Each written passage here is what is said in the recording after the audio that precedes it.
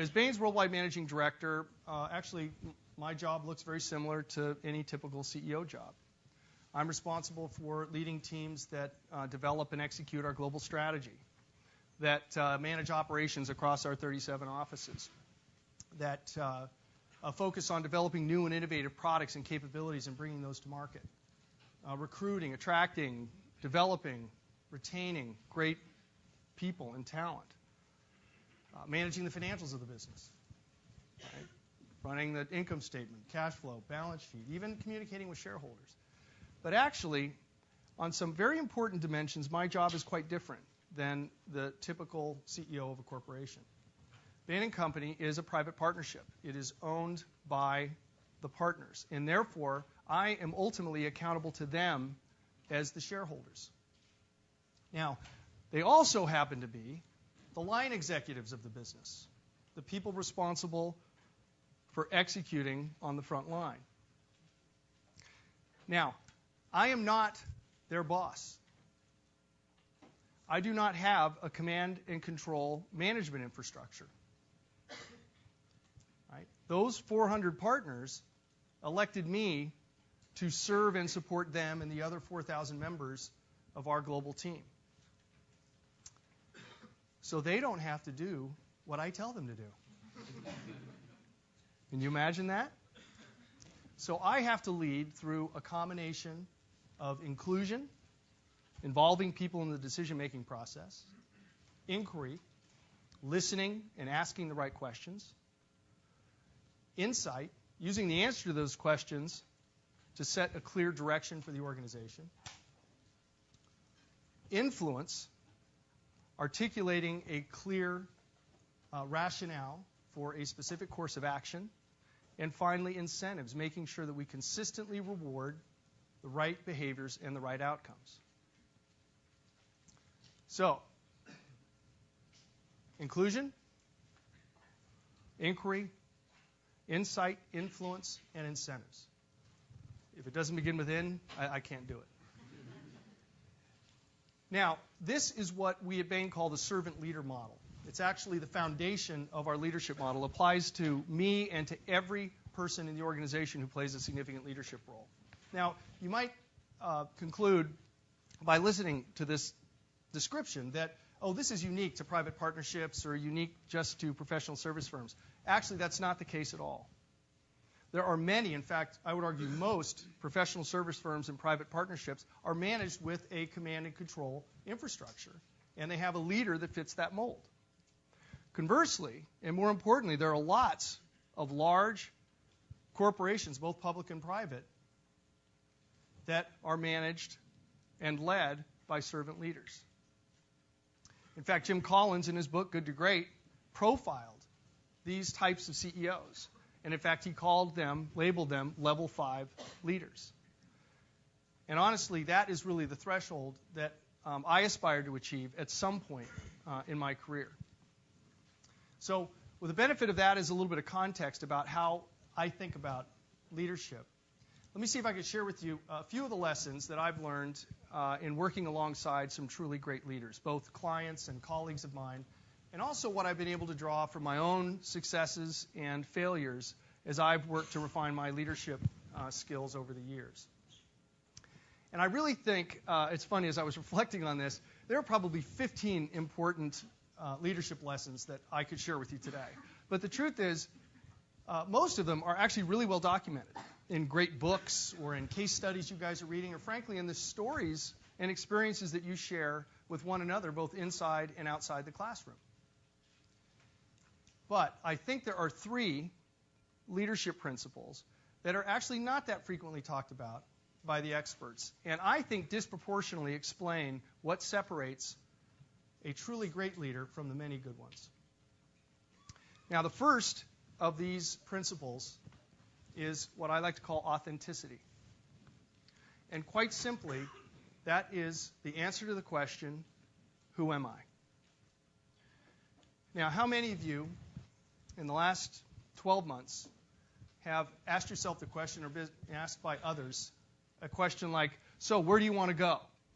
Where do you want to take your career? Where do you want to accomplish? What's in your future? Well, I think those are all important and legitimate questions. But I would argue they're the wrong place to start. I think it's absolutely essential that you begin with a clear understanding of what your strengths are, what motivates you, what really ignites your passion as an individual. And let me see if I can maybe share a personal story with you that explains why having that sense of who you are, that authenticity, is so important. Now, when I came to the GSB in 1988, a long time ago, I actually had a really good understanding of who I was. I understood my strengths and weaknesses. I understood the specific capabilities and skills I wanted to develop while I was in school. I knew what I liked and what I disliked about the business world. And I even had a pretty good idea of where I wanted to take my career. Now, that wasn't because I was a particularly thoughtful or introspective person, actually just the opposite. I had just been forced to go through these silly questions on all these business school applications. Right? So in preparing my remarks today, I actually went back to my draft GSB application from 1987.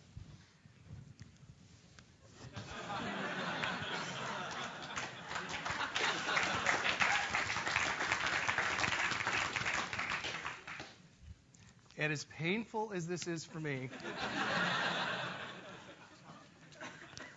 I'm going to read you an excerpt in hopes that this is the one thing you remember from this presentation. Now, this is in response to a question that had to do with leadership and the role it was going to play in your career. I have always gravitated to leadership positions, in part because I seek them out, and in part because they seek me out.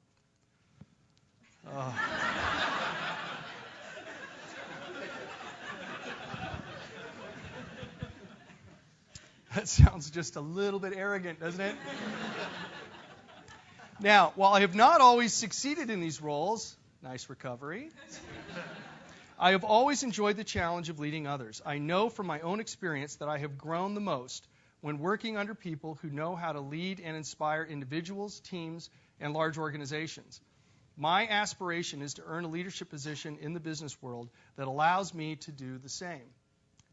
The greatest rewards in my career will be the impact I have on the lives of those that I have the privilege to lead. It just makes you want to cry, doesn't it?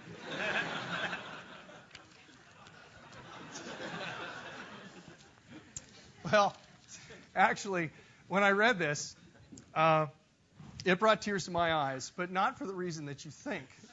Because actually, as I looked at it, I realized that I misspelled the word privilege.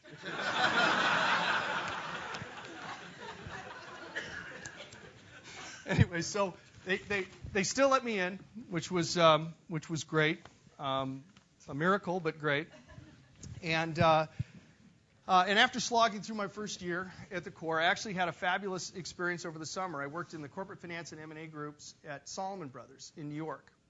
And for those of you who are Wall Street historians, 1989 was an amazing year. Salomon Brothers was at its peak. Michael Lewis had just published his book, Liar's Poker, and it was at the top of the bestsellers list right when I was there during the summer.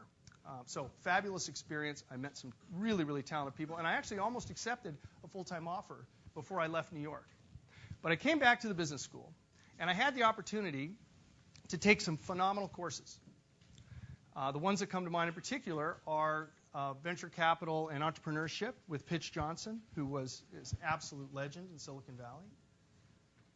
Small business management from Jim Collins, who wasn't quite the celebrity back then that he is today. But it was interesting. Those classes, in combination with a lot of hype that was going on around campus with respect to startups, and frankly a little bit of peer pressure that I was feeling to not go corporate, I actually made the decision about halfway through my second quarter to do a startup with my former boss at the boutique consulting firm I'd worked for before business school. Now, I don't regret having made that decision, but it was a mistake.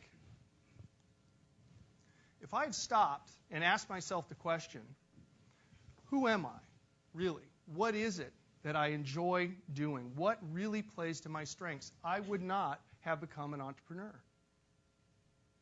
I really did want to go to work for a large organization where I could learn from the best, where I could work alongside great leaders and hopefully someday earn the right to lead a high-performance team.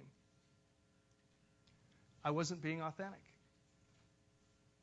I wasn't being true to myself. I wasn't following my internal compass, my true north, if you will.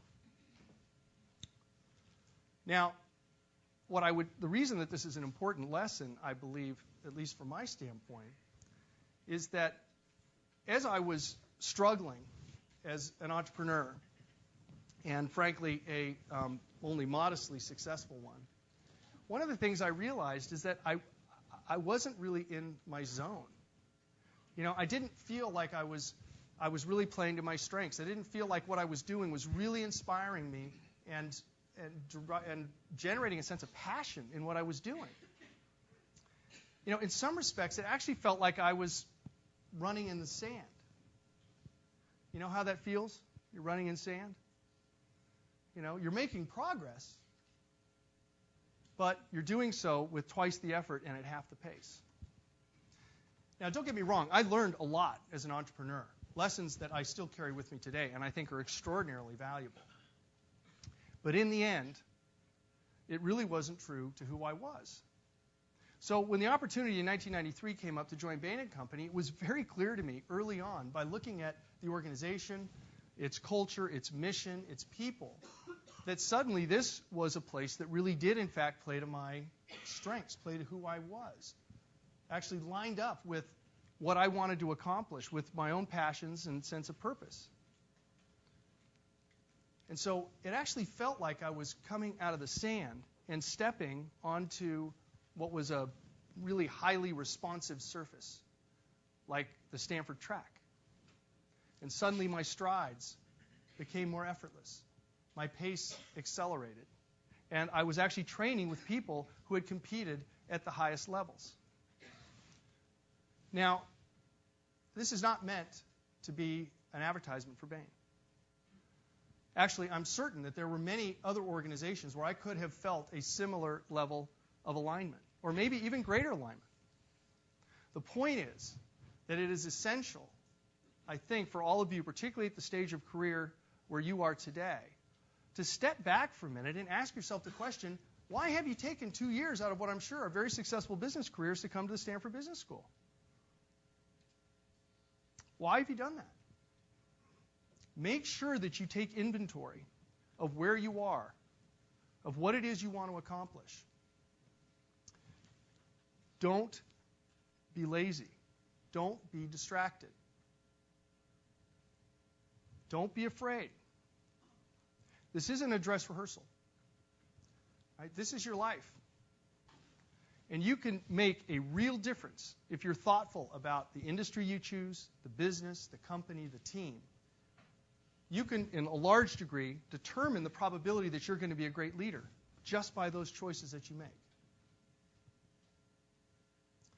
So take advantage of going back to your original business school application, if necessary. Or better yet, use all the resources you have available to you at the business school to really take inventory and ensure you understand what makes you tick. Now, as I reflect on what happened to me after I joined Bain & Company, the other thing that comes to mind for me is what I believe now are two lessons that go beyond just authenticity, that touch on the two additional leadership principles. The next one is what I'll call courage. Right? You could call it a lot of different things, but the truth is, courage is an essential leadership attribute, I believe. And courage means a lot of different things to different people. In fact, if you go to the Webster's definition of leadership, it says the quality or state of mind or spirit to face danger or hardship with confidence and resolution. Okay? The quality or state of mind or spirit to face danger or hardship with confidence and resolution. Now, in my experience, great leaders are successful in embedding courage in their organization that enables people to do the right thing, not the easy thing, to persevere during periods of adversity, and to strive for greatness without having the fear to fail. So, if you look at today's world, if you look at what the typical business leader today confronts, I would argue that the dynamics of the global economy, the new rules of the global economy, present two significant challenges that I believe require a lot of courage. The first is this sort of sense of permanent levels of uncertainty and turbulence in the world, whether it's economic, geopolitical, technological. The second is the relentless and absolute imperative need to focus on innovation. If you, in your organization today, are not focused on figuring out how you're going to obsolete your own business model, somebody else is going to do it for you. So let me see if I can give you a couple of examples from my Bain experience to highlight why I think courage is so important to address these two challenges. Let me go back to a story. The time is 2001. I was then, as Bob mentioned, the managing partner for the San Francisco office at Bain. We were, at that point in time, coming off the internet bubble having burst.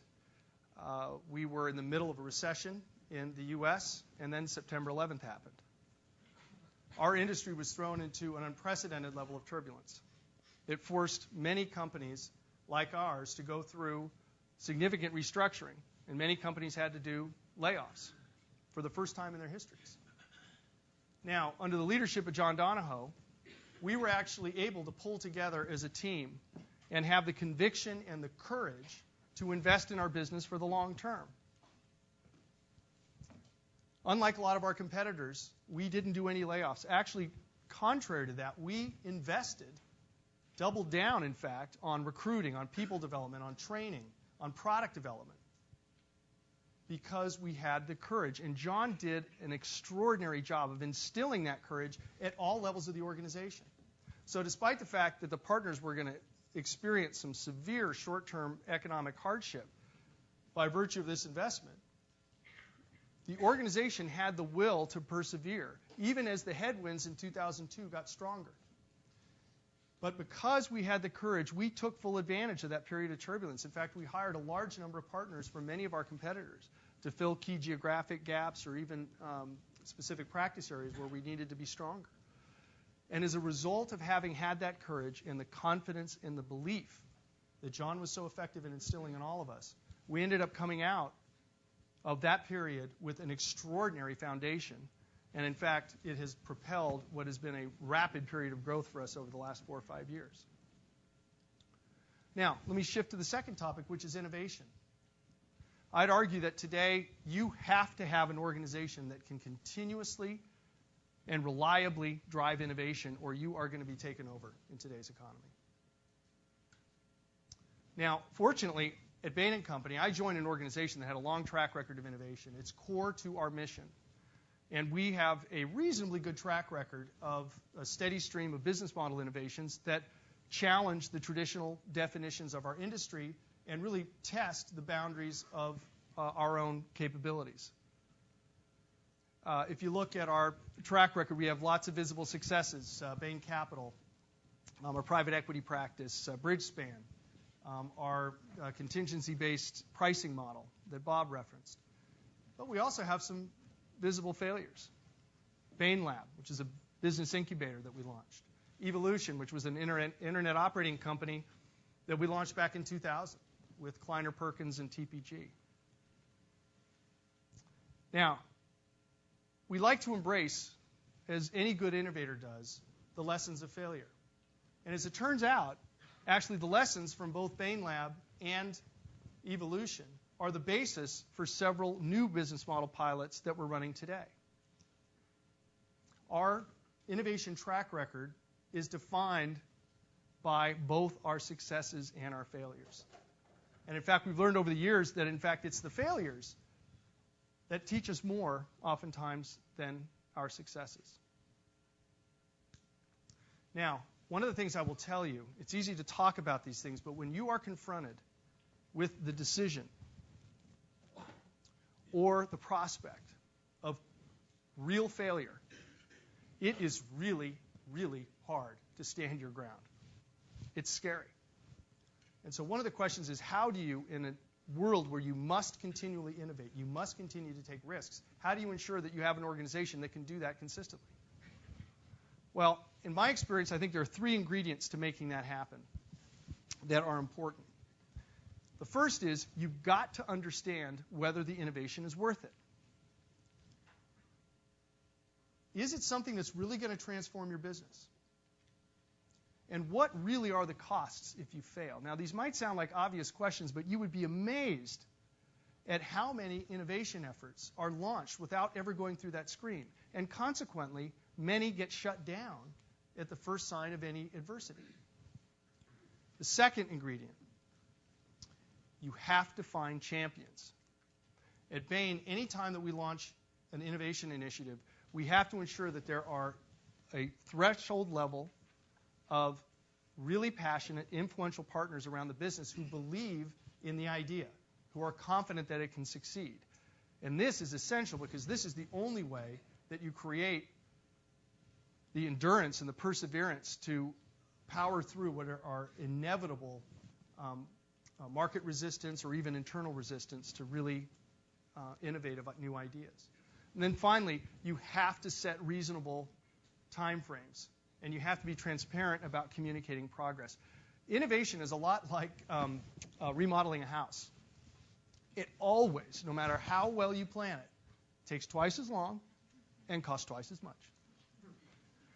So, if you don't set realistic timelines and keep the people in the organization informed, being honest about where you're succeeding and where you're failing, you run the risk of everyone actually turning on the contractor and firing him if you're not careful.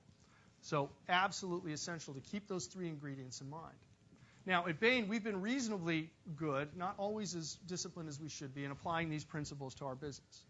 And one of the things that has enabled us to do, Bob referenced the statistic, that in 2007, 1/3 of our global revenue came from clients where we had an aligned incentive in place, where our fees, a portion of our fees, were contingent upon actually delivering the results that we jointly defined as being the objective of our work together with our clients.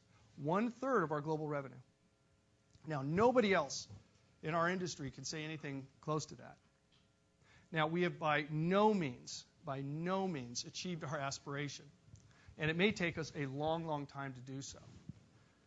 Our aspiration is to redefine the basis of competition in our industry.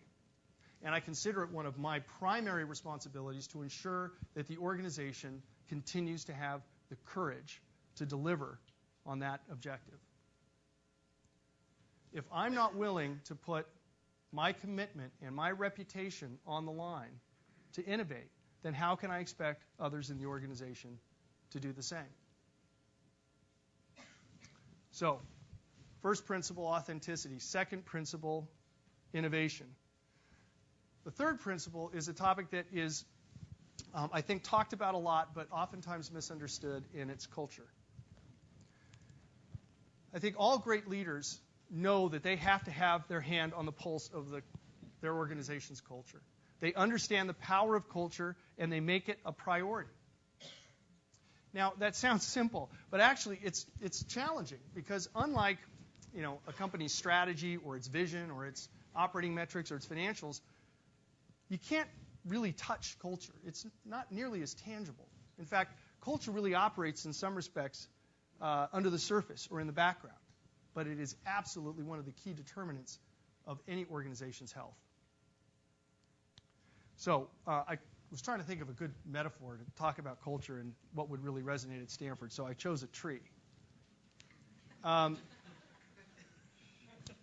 It's a little bit of a stretch, but work with me, okay? You can think about culture as the root system of a tree. Okay? A tree has a trunk, it has branches and leaves, which are the visible manifestations of the tree, what everybody admires and looks at. But what we know is that the root system is actually what provides nourishment for the tree and strength so that it can grow and it can survive storms and high winds. Now, a root system has to grow proportionally with the tree as the tree grows. And if it doesn't, the tree either stops growing, or even worse, it succumbs to the next strong gust of wind. Now, great leaders know that it is their responsibility to constantly reinforce and nurture the root system of their organizations. They make it a priority, they make time for it, and most importantly, they actually love doing it. They actually love doing it. Now, one of the challenges I find in my role day to day is actually scheduling time to reinforce the culture. You know, a lot of the things that I do in a given day can fit in my Outlook calendar very nicely. Right? A budget meeting, a lunch with some consultants, a meeting with a client, presentation of the GSB. But I never have anything on my calendar that says, nurture culture. Time to reinforce culture. And the truth is, right, that actually culture is really defined by the behaviors of the leaders in the organization. Right? That, in the end, is really what defines culture. So if you're a senior executive of a large company, a small company, the truth is every single interaction you have is an opportunity to either reinforce or degrade the quality of your culture. Every single interaction, no matter how large or how small, is an opportunity to reinforce or degrade the company's culture. Now, that is an immense responsibility. An immense responsibility. But what I've noticed, particularly among really great leaders, is that it's a responsibility that they take with them every single day. And let me give you just a couple of examples. When you lead a large organization, there are, in any given day, tens, if not hundreds, of people who need or want something from you. Right? I mean, it could be anything. Right? A decision for a major investment, approving a budget. It might just be that there's a major problem with a customer, a team member has a crisis, or somebody just wants personal career advice. You have to bring your best to every one of those interactions as the leader of that organization. You bring your best to every interaction. Now, that's not always easy to do. The interesting thing about it is that people don't bring issues to the chief executive of a company unless they think it's really important, at least to them. Right? So how you respond to every one of those interactions is a test. The way you react, the tone of your voice, your body language, actually has a lasting effect on many of the people that you touch each and every day. And more importantly, it tends to have a ripple effect deep into the organization that sometimes you can't measure. So one of the things that is critical as a leader is that you have to keep in mind that you are always either reinforcing or degrading the culture, and it's your responsibility to act consistently with that culture, the culture you espouse and the culture that you believe is so important. Now, it's not always easy to do this. On a good day, it's not easy. And what if you're not feeling well? Or worse, what if you just got off the phone, it's 8:30 in the morning, and a very, very close friend of yours just told you that they have terminal cancer? And there's a team sitting outside your office that has been up all night working on a very urgent project. And they're eager to come into your office and share their results with you. Now, how are you going to muster the emotional energy to be present and to live the values of your organization while setting aside your personal issues for that 30 minutes? Now, of course, this is an extreme example, and it is. But it's a real-life experience that I had a couple years ago. And the reason I tell the story is because I think it illustrates one of the most challenging, relentless, and potentially exhausting demands that are placed on any leader, which is the responsibility to always be present and to act consistently with the values and the culture of the organization. Now, as I watch great leaders, one of the things that I observe is that they seem to have an endless reservoir of energy that enables them to bring their best to every one of these interactions. They're present, they're balanced, and they're always reinforcing the culture in every one of these interactions. And I am just awed by that capability.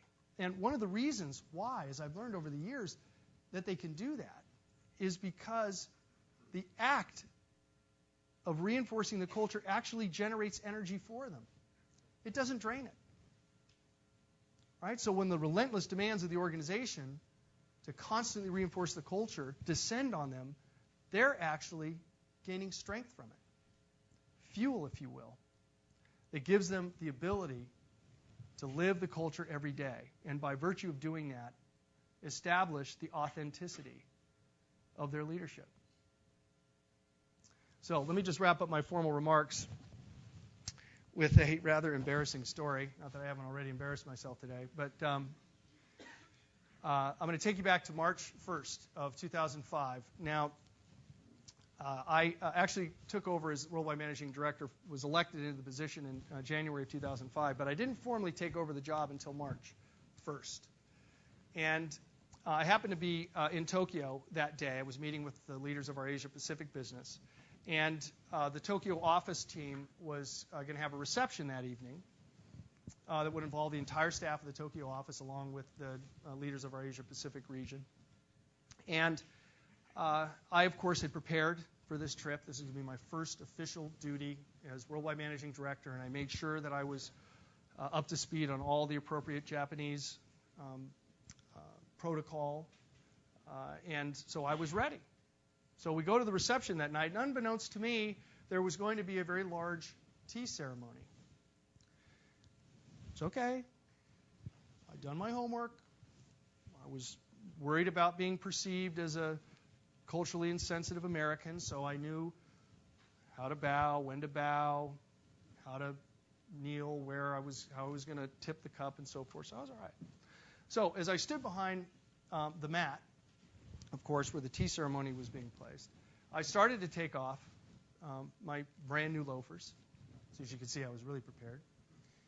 And all of a sudden they stopped me and they said, no, there's several steps in the ceremony before you have to kneel onto the mat.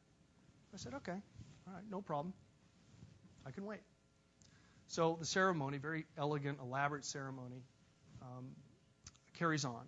And then they signal to me, okay, now it's time to take my place to kneel on this beautiful, very delicate rice paper mat. And I said, okay, great. And so, but unfortunately, I had sort of been lulled into this false sense of relaxation because of this beautiful and melodic tea ceremony. And I just instinctually, as they motioned me to kneel onto the mat, took a step forward. And all of a sudden, the entire audience was deathly silent. And as I took the step forward, the crackling and crumbling of the mat under my brand new Allen Edmonds loafer was deafening. Absolutely deafening. And I looked down, and of course I had not taken off my shoe, and I looked up, and the entire audience was just aghast. And I swear to you, it felt like, because everyone went, all the oxygen went out of the room. And I couldn't breathe. And I said, my God, what have I done? I've not been in the job 24 hours, and I've just desecrated an important cultural symbol in front of the entire office. Well, that was a moment for a little bit of authenticity, right? And all I could do was, as I stepped back, I just looked up at the audience, and all I could say is, boy, talk about getting off on the wrong foot. Well, fortunately, a few people laughed, and a couple of months later, I was in Shanghai, and I was up giving a presentation, my first formal address to the global partner team at our worldwide partner meeting. And as part of that, I was going to be presenting our strategy for the next 3 to 5 years. Very, very high stakes presentation for the new kid on the block, a relative newcomer to many people in the audience. And it was critical that I established my credibility and my competence to this group. So how do you think I opened the presentation? I told the T story. Why? Well, because it's funny. But more importantly, because it communicated a little bit something about Steve Ellis, the human being. Vulnerable, clearly fallible, willing to laugh at himself. But more importantly, as I then went through the rest of the 55 minutes of my presentation, where I absolutely did the best I could to communicate confidence, command, and competence, it was important to me to ensure that the entire audience knew something a little bit more revealing about the person delivering the message. And it's interesting, to this day, and maybe this isn't too surprising, but most partners who were there that day remember the T story vividly, and they remember very little of the other 55 minutes of the presentation. In my view, I think that's another great example of the power of authenticity. So thank you all very much for your time. I wish you all the best, and I think we have at least a few minutes here for some questions, if that interests you. Thanks.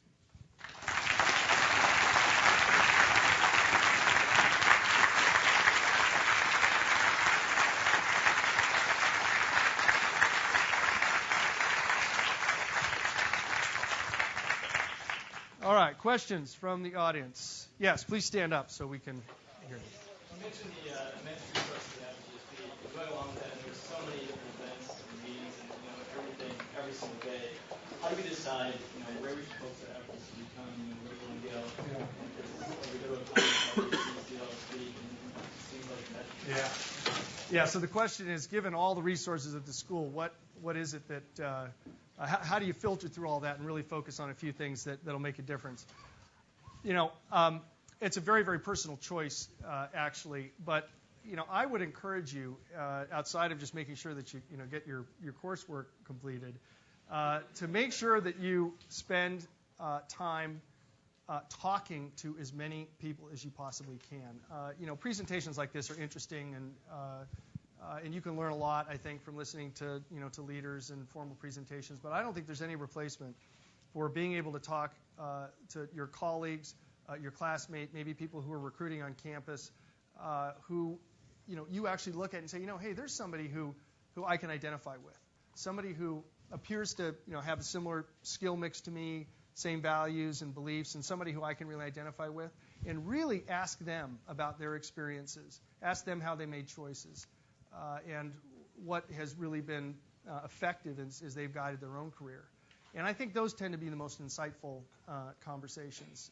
And if you had a choice to trade off, I would look for those opportunities and invest. Yeah. Stand up, please. How's it impact you to have John Donahoe, recently elected the CEO, and have been on the visa public and bring more attention to the firm and your leadership?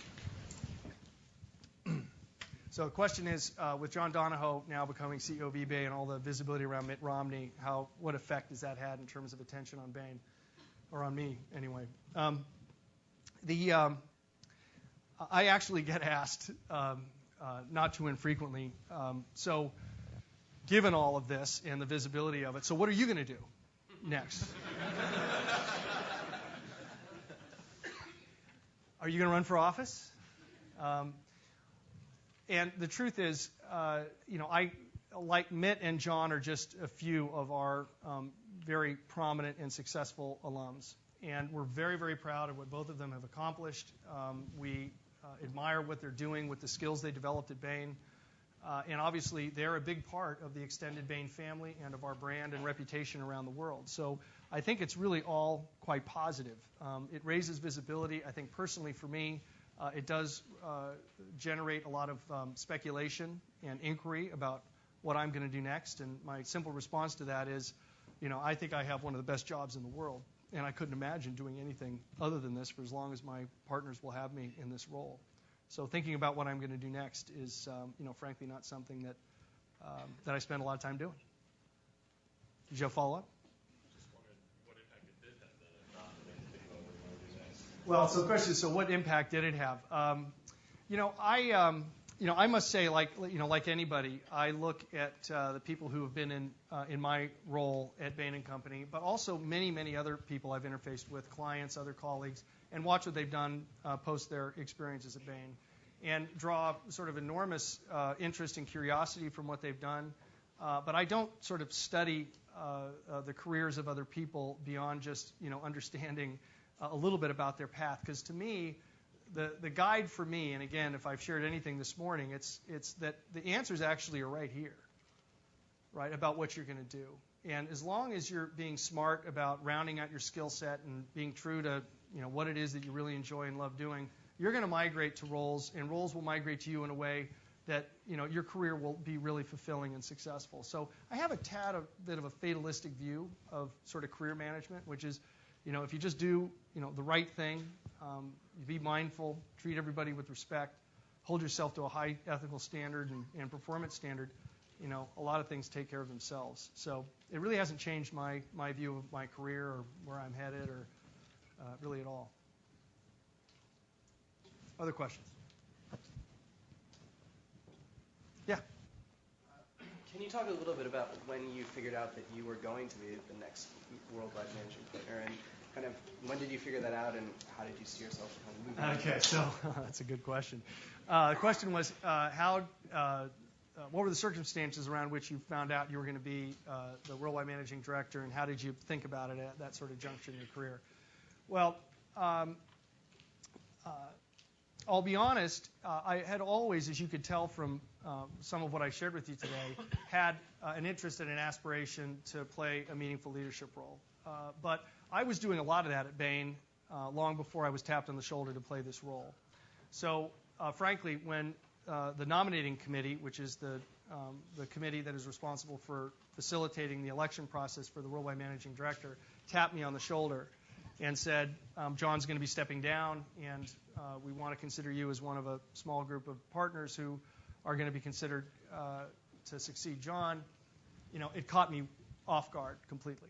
And I only had literally about 3 weeks between the time I was tapped on the shoulder and the time that the final decision was made.